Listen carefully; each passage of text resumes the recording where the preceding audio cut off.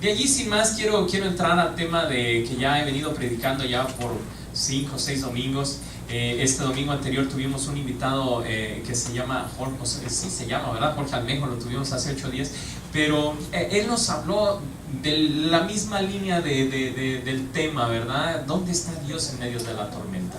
Y nos dio un mensaje muy bonito acerca de cómo él, a pesar de que no ha terminado su tormenta, cómo la ha ido superando y cómo Dios le ha ido contestando en algunas áreas.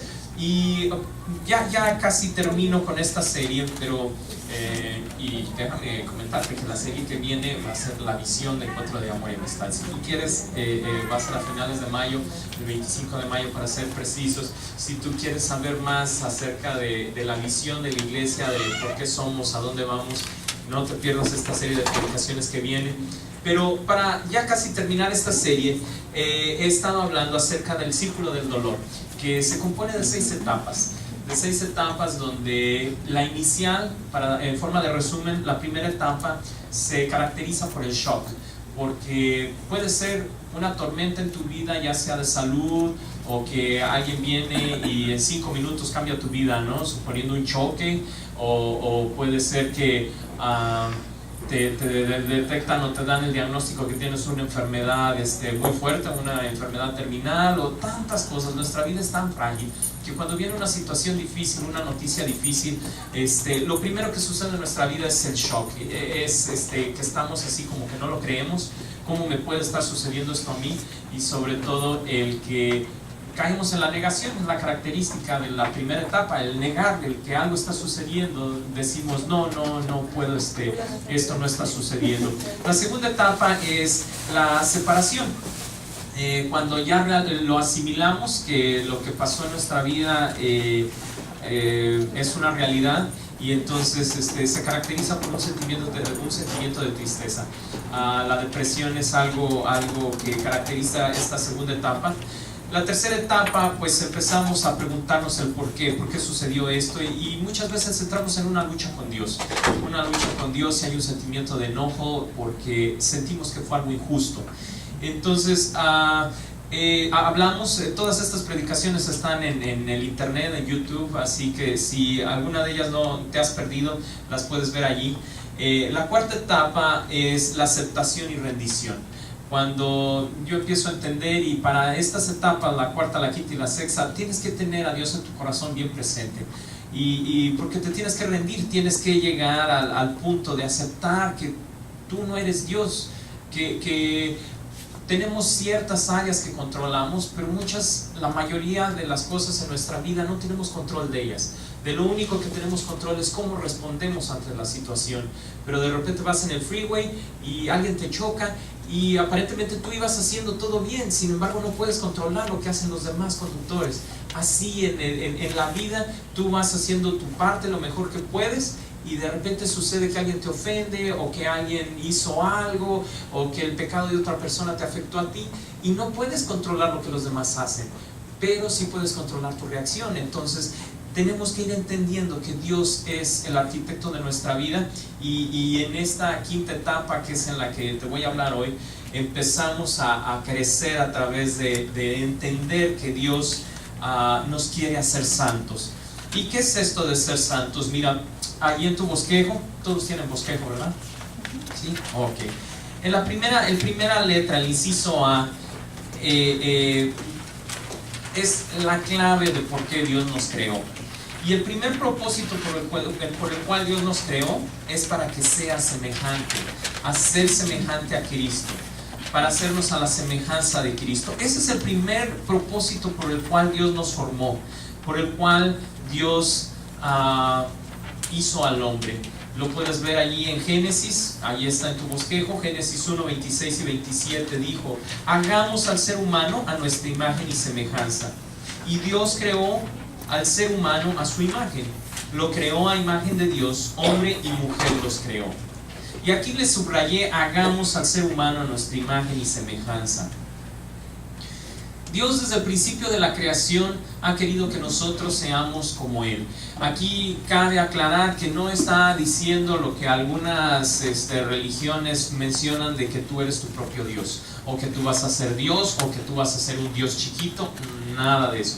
Dios dijo, quiero que sean a mi semejanza. ¿Qué es esto de la semejanza? Que nosotros amemos lo que Dios ama y que aborrezcamos lo que Dios aborrece. Que seamos así como dice el dicho, de tal padre, tal hijo. Y se cumple en varios de nosotros, ¿verdad? Que nuestros hijos se parecen físicamente a nosotros.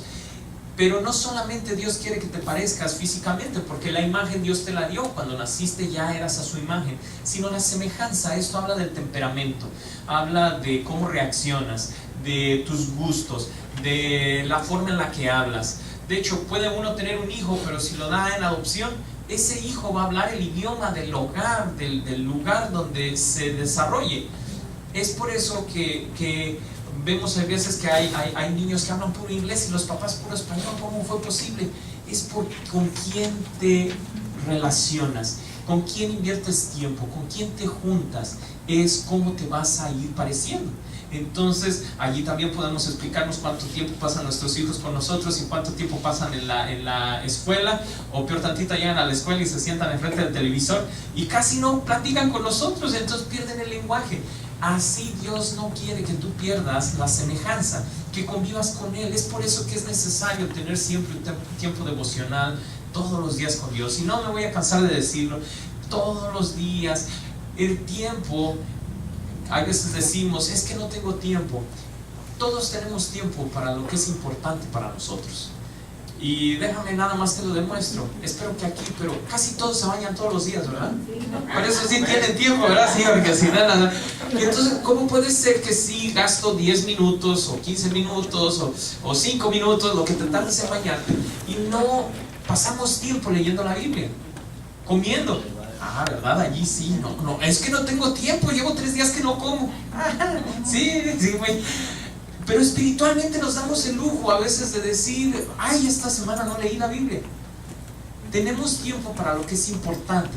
¿Qué pasaría si una semana no te presentaras al trabajo?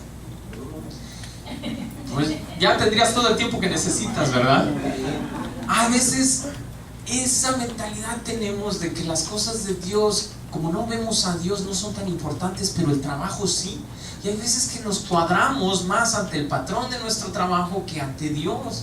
Y hacemos tiempo para el trabajo, pero para Dios no. O hacemos tiempo para otras cosas, pero para Dios no. Entonces, la semejanza la voy a ir obteniendo en base a cuánto convivo con Dios. Entonces, Dios me creó para eso. Y Dios va a utilizar situaciones, porque la semejanza, en otras palabras, es el fruto del Espíritu. Gozo, paz, paciencia, benignidad, fe, templanza, mansedumbre.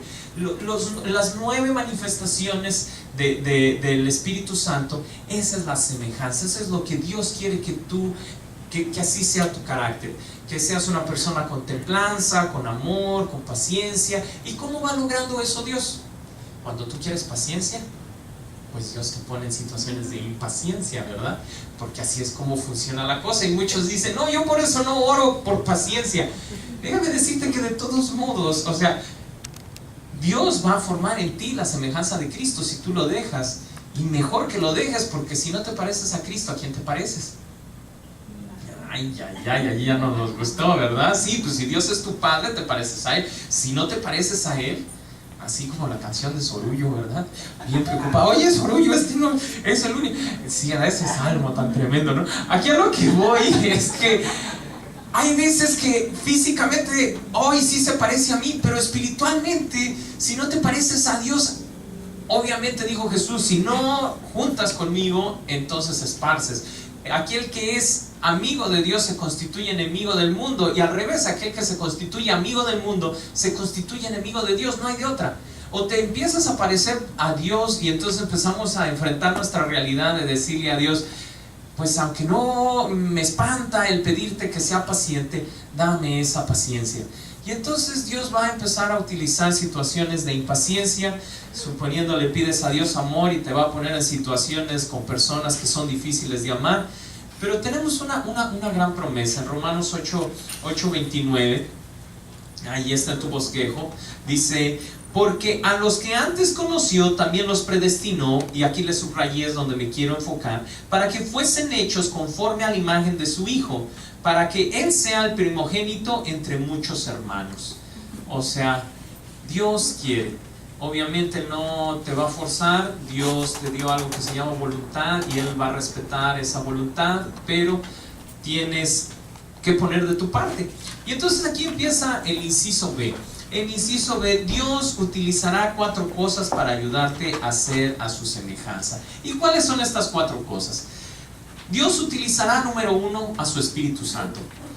El Espíritu Santo, que hay veces que como que es alguien de, o sea, es parte de la Trinidad, es Dios Padre, Dios Hijo y el Espíritu Santo, pero hay veces estamos familiarizados con el Padre, con el Hijo, pero el Espíritu Santo como que lo tomamos así nada más como en el pasaje donde Jesús se bautiza, la palomita, ¿no? Y ay, qué bonita la palomita.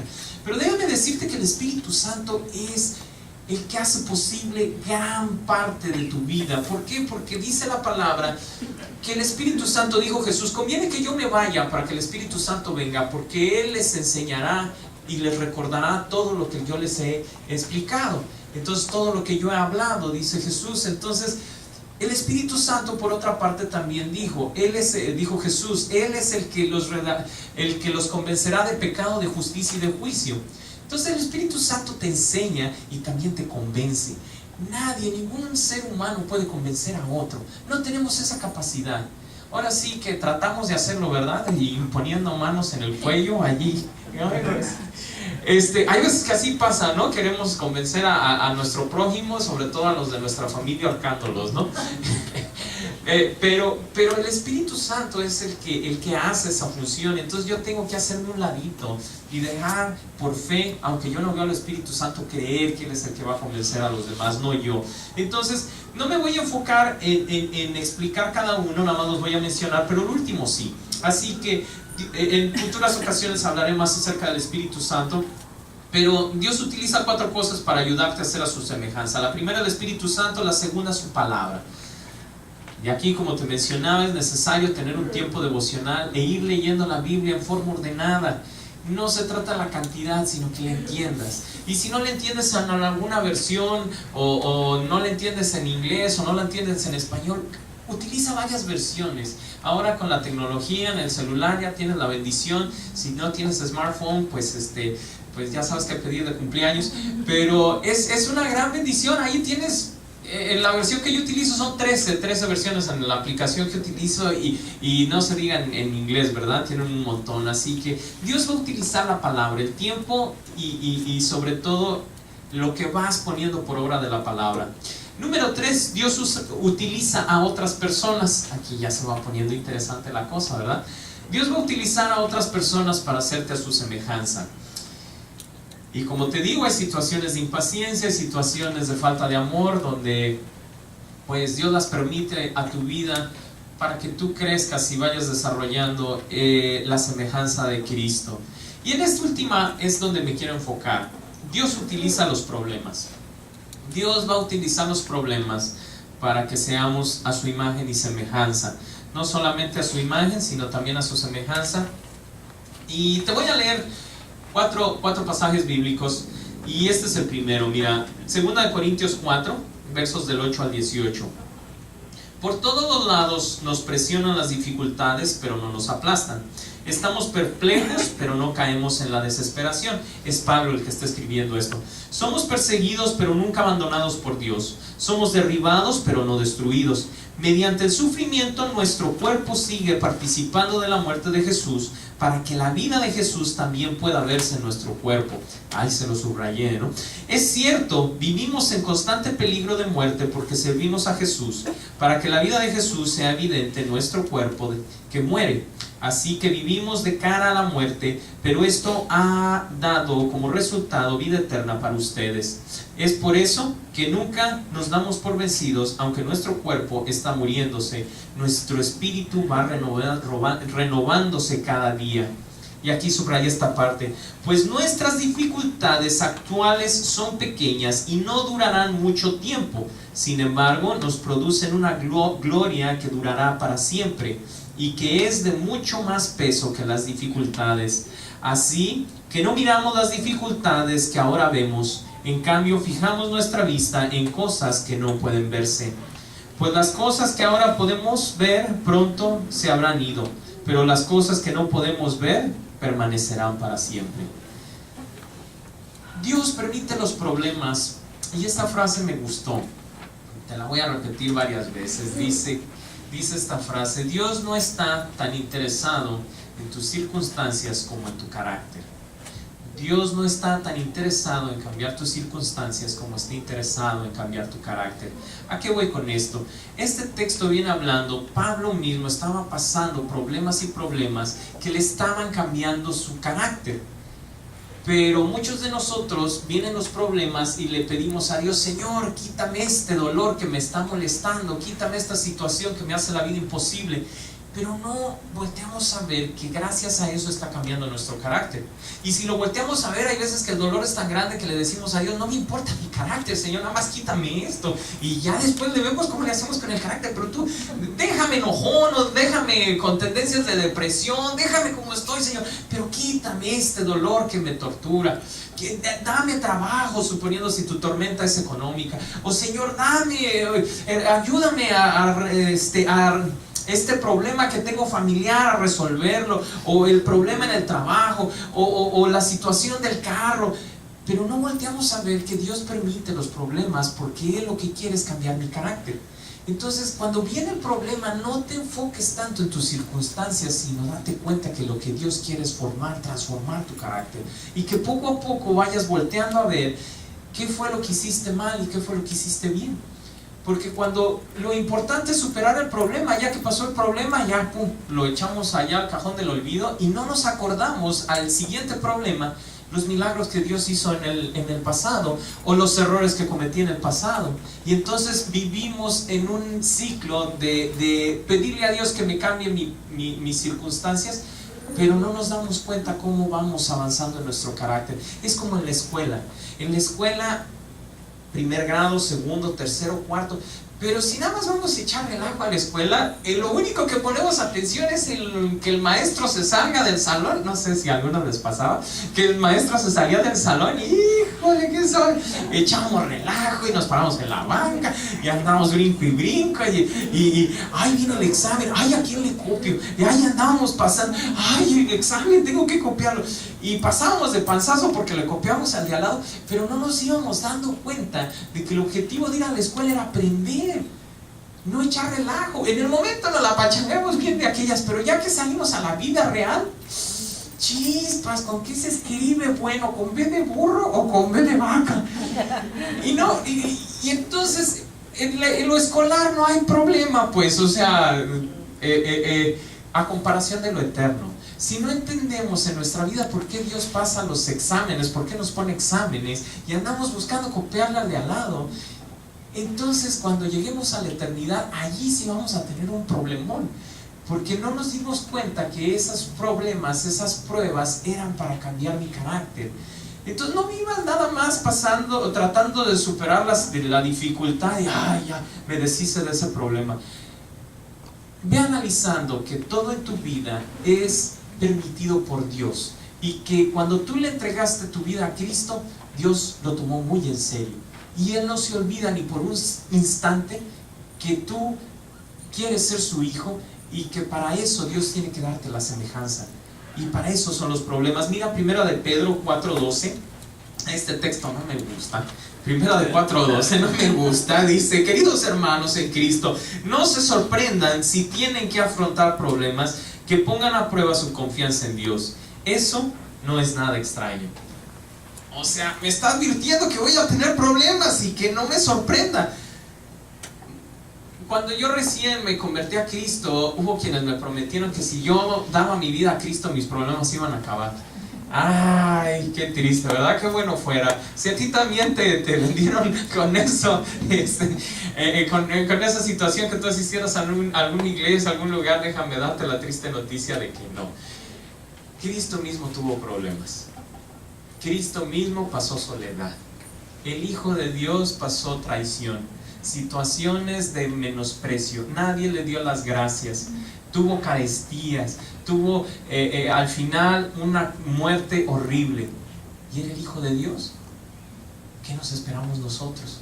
Ay, qué triste noticia, ¿verdad? Pero déjame decirte que la buena noticia es que así como Cristo recibió un nombre como sobre todo nombre, Dios quiere que nosotros compartamos su gloria con Él. Y mira, aquí lo dice en Romanos 8:17. Así que como somos sus hijos, esta parte sí me gusta, somos sus herederos. De hecho, somos herederos junto con Cristo de la gloria de Dios. Pero si vamos a participar de su gloria, ay, esto no me gusta, también debemos participar de su sufrimiento. Cuando tú meditas en los personajes de la Biblia, Dios los deja allí porque esto grábatelo. Cada que tengas un problema, busca en la Biblia un personaje y vas a encontrar uno que tiene una situación parecida a la tuya. Y eso te sirve mucho de inspiración. Los personajes de la Biblia que están ahí, no todos, de hecho muy pocos hicieron las cosas correctamente todo el tiempo. Y eso nos da esperanza porque tenemos a un rey David que era conforme al corazón de Dios, pero se tropezó re feo, cometió adulterio y fue asesino. Pablo, el que escribió más de la mitad del Nuevo Testamento, wow, Pablo, San Pablo, era un asesino. Era un asesino que perseguía y a muchos cristianos los echó al circo romano. Así que tenemos esperanza, ¿verdad? De que cometemos errores, pero si nos arrepentimos y reflexionamos que los problemas que Dios nos va haciendo pasar, los personajes de la Biblia también lo pasaron. Y entonces voltea a ver cómo se comportaron ellos y vas a encontrar quienes lo hicieron bien y también quienes lo hicieron mal. Ahí está el rey Saúl, que jamás se arrepiente. Y entonces date cuenta cuál fue su final. Es por eso que es necesario ir leyendo la Biblia, pero hay que irla leyendo en forma ordenada. Aunque no nos gusta a veces que Levíticos, Números, lee. Déjame decirte, estoy precisamente ahorita en Levíticos 16 y yo, ay Señor, no te habrás equivocado en este libro, está bien dificilísimo. Pero velo leyendo y pídele al Espíritu Santo que te dé discernimiento. Pero si vas leyendo la Biblia así de Tim Marín de Doping, güey, oye, ¿qué leeré? Aquí. Déjame decirte que no vas a entender quién fue primero, si Abraham o Noé o Moisés y ¿quiénes fueron? Y les hago un examen a ver quién fue primero, si Noé o Abraham. Es la cuestión de cuando tú la vas leyendo en orden, entonces le vas a entender quién fue primero y cómo fue avanzando el plan de Dios y cómo es su propósito para cada uno de los personajes de la Biblia. Y te vas a encontrar personajes que tal vez su vida nada más es de 2 versículos, pero que te va a bendecir. Así que déjame descifrar, vamos a...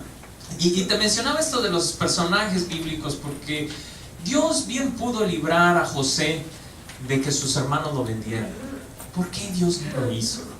Y allí sí lo vemos bien suave cuando ya al final se revela ante sus hermanos y dice ya como el segundo de Faraón, mira al que vendieron de esclavo, ahora soy yo, su hermano. Pero todo lo que sufrió, entonces Dios lo pudo haber librado a José de todo eso. Sin embargo lo permitió. Volteamos a ver la vida de Job. Vino el diablo y le mató a su familia, se cayó su casa, le robaron sus ganados, le fue súper mal. ¿Dios lo pudo haber librado de eso? Claro que sí, pero Dios estaba buscando formar algo en él. Cuando volteas a ver a Daniel, él lo pudo haber librado simplemente de que ni siquiera estuviera en el foso de los leones. Pero estuvo en el foso de los leones y Dios mantuvo cerrada su boca y no le hicieron nada a los leones. No puede haber milagros sin antes haber tormenta. Y es algo que no nos gusta. A mí me gustaría ver los milagros de Dios, pero para que haya milagros tiene que haber primero una gran tormenta. Y entre más grande la tormenta, más grande va a ser tu milagro. Entonces, tengamos esperanza. Y sobre todo este texto, Romanos 8:28, me sostuvo durante, muchas etapas de mi vida, pero una de las más difíciles fue el haber estado, como les he platicado, en Afganistán, en mis vacaciones, ¿verdad? Y este texto se tatuó en mi corazón, y déjame leértelo. Dice: sabemos que Dios va preparando todo para el bien de los que lo aman, es decir, de los que Él ha llamado de acuerdo a su plan. Y déjame analizar este texto más profundamente, palabra por palabra. Dice: sabemos es la primera palabra que viene allí. O sea, está hablando de una convicción. Cuando venga un problema a tu vida, ten la convicción. No dudes. Es algo desagradable tal vez.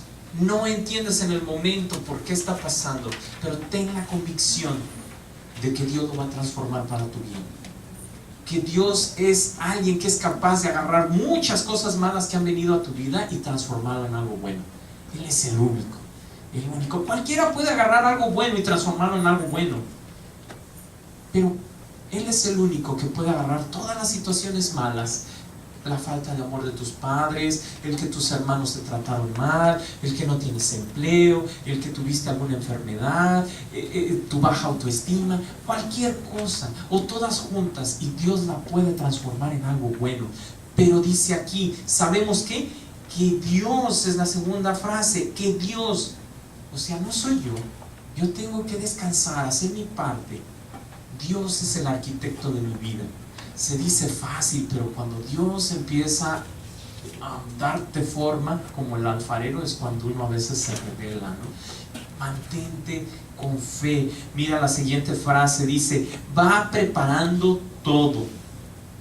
Todo. Y esto me da esperanza. No solamente los errores de los demás, sino Dios también utiliza mis propios errores. Lo que yo hago mal, si me arrepiento, Dios lo puede transformar para que yo crezca. Y no sé a ti, pero a mí me da mucha esperanza esto, porque yo me equivoco cada rato y estoy orando, Señor, déjame ser hijo tuyo, Señor, ayúdame a tratar bien a mis semejantes, Señor.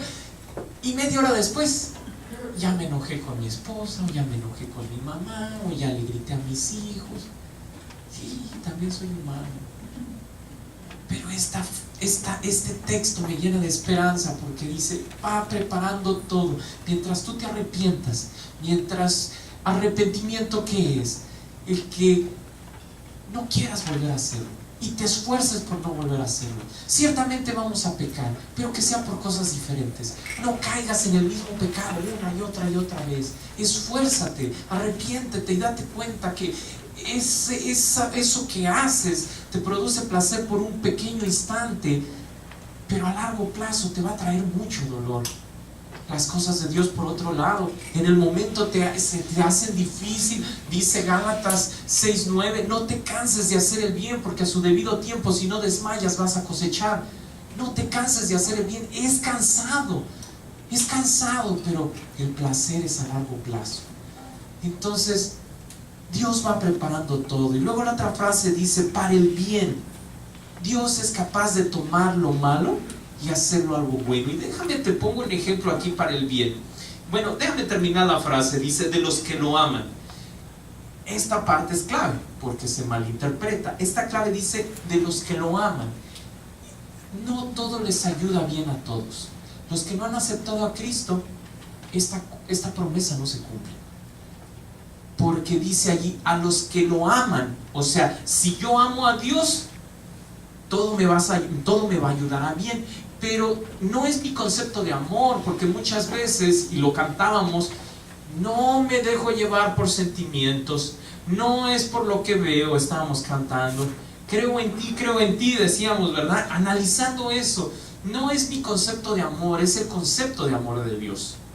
Dice entonces que de los que lo aman a Dios. Y entonces les puse ahí en su bosquejo Juan 14:15. Esa es la definición de amor de Dios. Dice, si ustedes me aman, obedecerán mis mandamientos. Ese es el concepto de amor de Dios.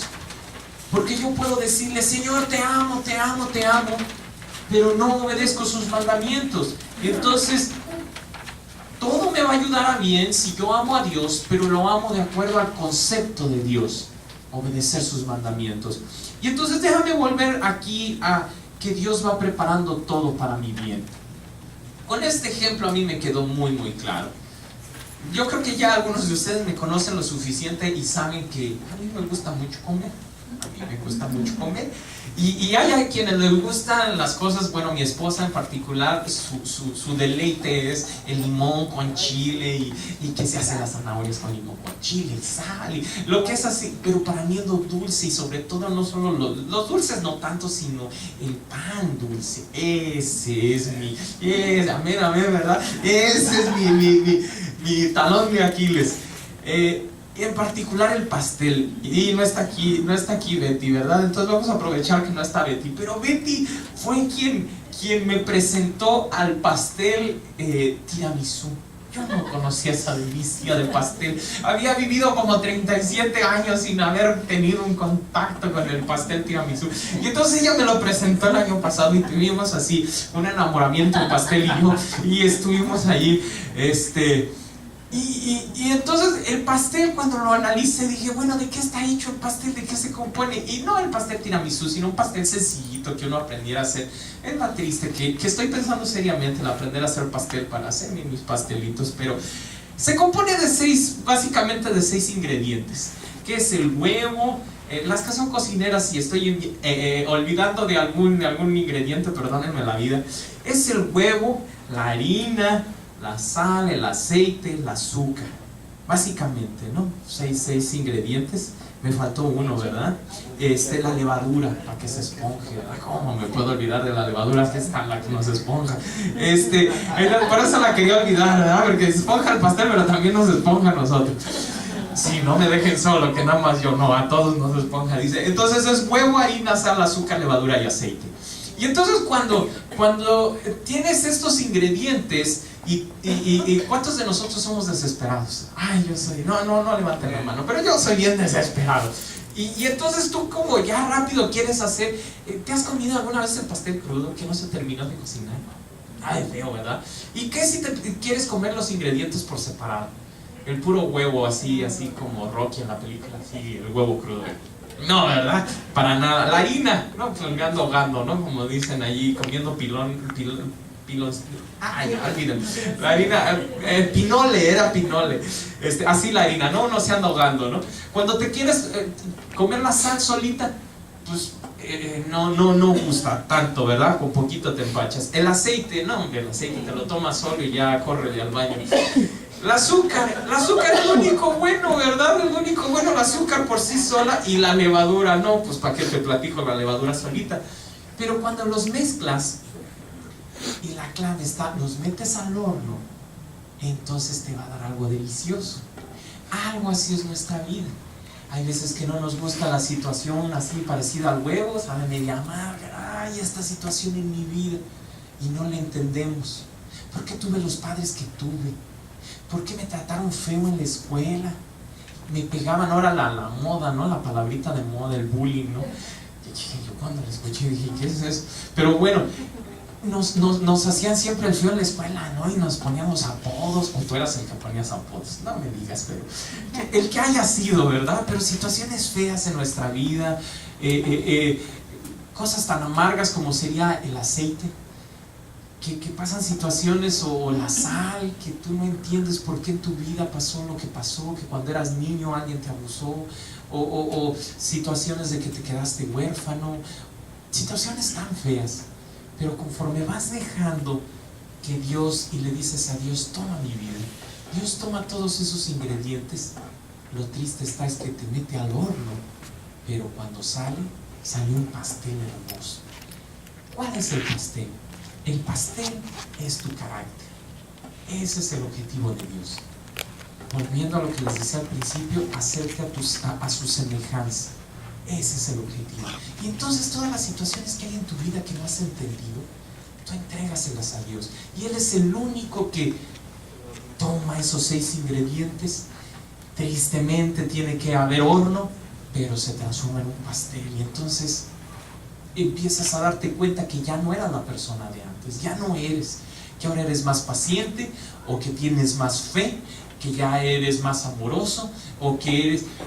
Y entonces te vas dando cuenta que Dios permite la tormenta. ¿Dónde está Dios en medio de la tormenta? En el mismo lugar que estuvo cuando Cristo fue crucificado. Siempre está allí, siempre está allí. Nos decía Jorge Almejo hace 8 días, Él es el que te va cargando, ¿verdad? Cuando vemos solo un par de huellas. Dios siempre está allí. Así que, ¿cómo debo de responder entonces a los problemas?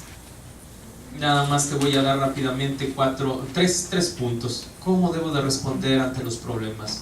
Número 1, ten la seguridad de que los planes de Dios son buenos. Todo lo que Dios permite para que pase a tu vida, Él lo va a filtrar. Dios es el que va a decidir. No es la casualidad, no es Satanás. Hay veces que le damos mucho crédito, pero ahí lo vemos claramente en Job capítulo 1. Satanás, aunque quería tocar a Job, no pudo hasta que Dios le dio el permiso. Y si Dios le da el permiso, acuérdate de Romanos 8:28. Todo obra para bien. Todo obra para bien. No todas las situaciones, aquí déjame aclararte, porque mira, Jeremías 29:11 dice: porque yo sé muy bien los planes que tengo para ustedes, afirma el Señor, planes de bienestar y no de calamidad, a fin de darles un futuro y una esperanza. Ay, este texto me lo memoricé en el entrenamiento, les digo, cuando estaba para ir a Afganistán. Déjame decirte que los momentos más espirituales de mi vida es cuando más estoy en problemas. No sé si a ti te pasa lo mismo, pero oraba y lloraba cuando estaba ahí, Señor, y me acordaba, ¿no? Me memoricé Segunda de Crónicas 7:14, que dice: si mi pueblo se humillara y buscara mi rostro, entonces yo me acordaré de él. Uy, de todas esas, Jeremías 29:11, de todos esos textos me los aprendía. Cuando estamos en medio de la tormenta es cuando nos volvemos más genuinos, más sinceros. Y entonces algo que tuve que comprender y hacerlo carne en mi vida es que Dios sabe lo que está haciendo, y que aunque en el momento no lo comprendas, nunca dudes de que Dios está haciendo algo bueno en tu vida. Este viernes estamos aquí en CR y bajé algunas cosas de la cajuela del carro. Yo creo que alguien me vio. Cerré el carro, no sé cómo, de repente terminamos aquí de estar en la reunión, me abrieron el carro y se robaron cosas de adentro. Y empieza uno a decir: Señor, pero si yo te estoy sirviendo, entonces ¿qué pasó? ¿No que me estás cuidando? Pues ¿qué onda? Pues si yo soy VIP, pues ¿qué pasó, man? Y te acuerdas que Dios está trabajando en tu carácter. Dios no está tan interesado en tu circunstancias, sino en tu carácter. Entonces, y no dudar de que los planes de Dios son para el bien. Todo lo que Dios permite en tu vida, esta frase me gusta: todos los problemas tienen un propósito. Cada problema tiene un propósito. Cada problema tiene un propósito. No te olvides de eso. Cada problema tiene un propósito. Si tú te olvidas que cada problema tiene un propósito, entonces vas a tener que pasar por el mismo problema otra vez, porque entonces no te diste cuenta cuál era el propósito, y es así como el niño que reprueba año, ¿verdad? Que ahora ya está de moda el que no repitan año. Cada país es diferente, ¿verdad? Pero a lo que voy es que ¿cómo vas a avanzar de año si ni cuenta te diste que estuviste en una prueba? Ay, ni siquiera pudiste copiar, ¿verdad? Porque no sabías que era una prueba. Aquí no se trata de copiar, pero sí que cada problema tiene un propósito. Y mira Romanos 5:3-4 como lo dice: también nos alegramos al enfrentar pruebas y dificultades, porque sabemos que nos ayudan a desarrollar resistencia, y la resistencia desarrolla firmeza de carácter, y el carácter fortalece nuestra esperanza segura de salvación. Y aquí en lo que subrayé y me enfoco es: la resistencia desarrolla firmeza de carácter.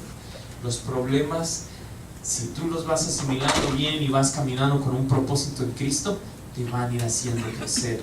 No te olvides que lo que Dios permite que llegue a tu vida es porque tiene un propósito. Todas las cosas, sean problemas muy pequeñitos o sean muy grandes, Dios no se ha dormido. Dios no te olvidó. No es venganza. Si tú no has roto ningún mandamiento, no es castigo. Si es que rompiste un mandamiento, es consecuencia, pero Dios te ama, y mientras tú te arrepientas, Dios puede utilizar eso para hacerte crecer. Número 2, de cómo debo responder ante los problemas: da gracias a Dios. Da gracias a Dios. Y en 1 de Tesalonicenses Déjenme les explico, ya está, se lo subrayé allí. Dice: den gracias a Dios en toda situación, porque esta es su voluntad para ustedes en Cristo Jesús. Y lo subrayé allí para que no se malinterprete. No está diciendo que le demos gracias a Dios por todo, sino dice en toda situación. ¿A qué voy con esto? A que hay cosas que Dios se indigna porque vienen a tu vida. Suponiendo los atentados terroristas, dicen: ¿cómo Dios tan bueno puede permitir algo tan malo? Es que Dios le dio voluntad al ser humano. Lo tremendo está que tú, que tienes la investidura del Espíritu Santo, esa situación te hace crecer. Mientras que a la persona que no quiere buscar de Dios y está de soberbia y no quiere humillarse ante Dios, esa situación la puede destruir. Pero no es que Dios sea ese su propósito, es que Dios respeta la voluntad del ser humano. Entonces, todas las situaciones yo tengo que darle gracias a Dios. Aunque algunas situaciones no fue Dios, sino Satanás las planeó para destruirme. Pero si yo me mantengo bien enfocado en Dios, eso me va a hacer crecer. Pero no es que Dios lo haya diseñado, es que Satanás me quiere destruir. Ahí está la vida de Job, ahí está la vida de Jesucristo. Sin embargo, Dios se hace a un lado y respeta la voluntad de los seres humanos. Pero en el caso particular de los que estamos revestidos con el Espíritu Santo, esa situación te hace crecer. Tienes, como quien dice, ese superpoder de que todo obra bien a los que aman su nombre. Y vas creciendo y te vas haciendo más fuerte. Dice Lucas 6:23: alégrense en aquel día y salten de gozo, pues miren que les espera una gran recompensa en el cielo. Por eso hay que dar gracias a Dios, porque la situación puede ser muy dolorosa, puede ser muy desagradable, pero la recompensa va a ser grande. Entonces, no te molestes con Dios, no te enojes con Dios. Si te molestas con Dios y te alejas de Él, ¿quién te va a ayudar? Ten bien claro lo que te decía el punto anterior: todos los planes de Dios son buenos, lo va a transformar para tu bien. Por último, no te rindas, no te rindas, y esta es clave, no te rindas. Y está Santiago capítulo 1 verso 3 y 4, dice así: pues ya saben que la prueba de su fe produce constancia, y la constancia debe llevar a feliz término la obra. Y aquí lo subrayé. Dice: para que sean perfectos e íntegros sin que les falte nada. Para que sean perfectos e íntegros sin que les falte nada. Volvemos al principio de la predicación. Dios, su primer propósito ha sido que tú seas a su semejanza. Y entonces se está diciendo que la prueba de tu fe debe de producir constancia. Y yo aquí te invito a que tú tengas un diario espiritual, que cada que pasas una tormenta tú escribas en ese diario cómo te sientes, y que escribas también cómo Dios te respondió. Porque tristemente el pueblo de Israel vio milagros bien tremendos, y de hecho les digo, voy leyendo Números, antes de eso estaba leyendo Éxodo. Qué tremendos milagros vieron los hijos de Israel. Ver que el mar se abría y pasar en seco. Dice que en la noche iba una columna de fuego dirigiéndolos, y en el día una nube. Y sin embargo renegaban de Dios, y cada que había un problema estaban en incredulidad. ¿Por qué? Porque el milagro anterior ya se les había olvidado. La situación increíble ya era, se empezaban a quejar: no, pues no tenemos agua, y que allá en Egipto sí teníamos y demás. Y acababan de ver que el mar se había abierto. Y entonces Dios en paciencia les decía: ok, esta agua amarga la vamos a hacer agua dulce. Y la transformó allí, le dijo a Moisés que hacerla hacia agua dulce. Y después empiezan a quejarse: no, pues no tenemos que comer. Dios les hace llover así como, en mis palabras era como cereal, en los Cheerios. No, ¿verdad? Era maná, ¿verdad? Pero como lo describe, que como semilla de cilantro y demás. Yo no conozco el cilantro ni la semilla. Bueno, el cilantro sí, los tacos, ¿verdad? Pero no conozco las semillas de cilantro. Pero a lo que sí voy es que empezó a descender como pan del cielo. ¿Te imaginas ese milagro? Ver que descienda como pan del cielo. Sin embargo, ellos no le llamaron pan del cielo, le llamaron maná. Y cuando tú ves en tu Biblia, maná no es el grupo musical. Maná significa, ¿qué es eso? Esa es la traducción tal cual de la palabra maná. ¿Qué es eso? O sea, nunca entendieron qué era lo que estaba lloviendo y le llamaron, mira, está lloviendo, ¿qué es eso? Y todos los días comían, ¿qué es eso?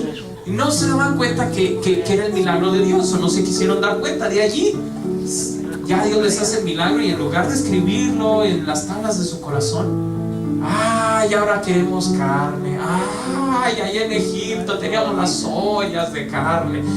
Y es donde Dios dice, ¿saben qué? Este pueblo me tiene, que se les olvida, me tiene harto, diría en mi versión chilanga, ¿verdad? Pero dice, tantos milagros les he hecho y no terminan de entender. Y entonces les manda codornices que dice que comieron hasta que algunos murieron. ¿Te imaginas la indigestión? Sí, así literalmente algunos de ellos murieron por haber comido tanta carne. Dice Dios literalmente, hasta por la nariz les va a salir. Les voy a mandar carne hasta que les salga por la nariz. Entonces así se dieron su atracón de tortas de milanesa allí, la versión chilanga, de tal manera que se murieron muchos de ellos, los que habían dudado. ¿A qué voy con esto? No te rindas. Cada que pases una prueba, lleva un diario espiritual donde escribas tal cual cómo te sientes, te desahogues. Tengo allí en hojitas de lo que encontraba cuando estaba en entrenamiento, le ponía como me iba sintiendo, y ahora las voy leyendo y digo, wow, Señor, de verdad que se me olvida.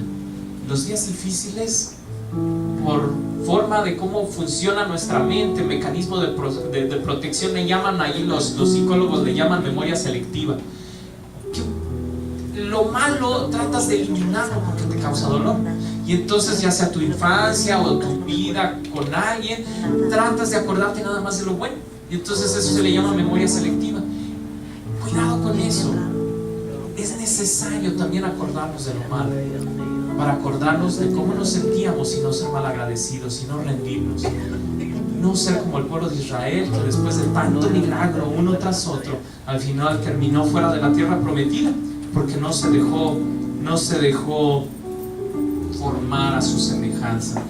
Con eso en mente, yo te voy a pedir que cierres tus ojos y que la próxima vez que tú pases por tormenta, en lugar de decirle a Dios, Señor, que ya termina esta prueba, dile, Señor, permíteme aprender todo lo que tú quieres que yo aprenda a través de lo que estoy viviendo. Dile, Señor, si estás en una tormenta, dile, permíteme aprender todo lo que tú quieras. Porque yo sé, Señor, que cada problema que tú permites en mi vida tiene un propósito. Y quiero entender ese propósito. Y quiero siempre enfocarme en ti, en crecer, en ser a tu semejanza, Señor. Revélame, que tu Espíritu Santo me revele si es que está viendo algo que yo no vea, en lo cual yo estoy aferrado y que debo de dejar ir. Señor, quiero ser más como tú. Quiero ser más como Jesucristo, Señor.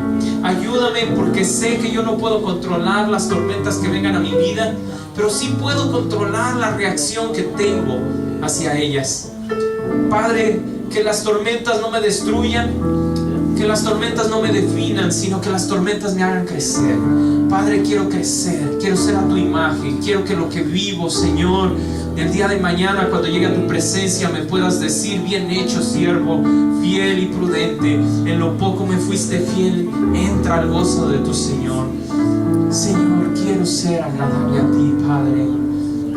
Ahí en tus palabras tú dime, Señor, ayúdame en mis problemas, ayúdame en mis tormentas. Yo sé que tú eres un Dios de cerca, que tú eres un Dios misericordioso, que tú eres un Dios que no rechaza al corazón contrito y humillado, que nunca, Señor, vas a rechazar cuando yo realmente estoy arrepentido. Ayúdame, Señor, dame la sabiduría para salir de los problemas en los que estoy, Señor. Dame la sabiduría para reconocer mi parte de la culpa, si ha sido necedad mía, Señor, si ha sido dureza de carácter. Ayúdame, Señor, porque no quiero ser como soy, quiero ser a tu semejanza. No me quiero quedar en una estatura pequeña espiritualmente. Quiero que tú me utilices en todo tu potencial, Señor. Quiero que tú me mandes a las naciones. Quiero ser de bendición a los que me rodean, empezando por los de mi familia. No quiero ser instrumento de Satanás, Señor.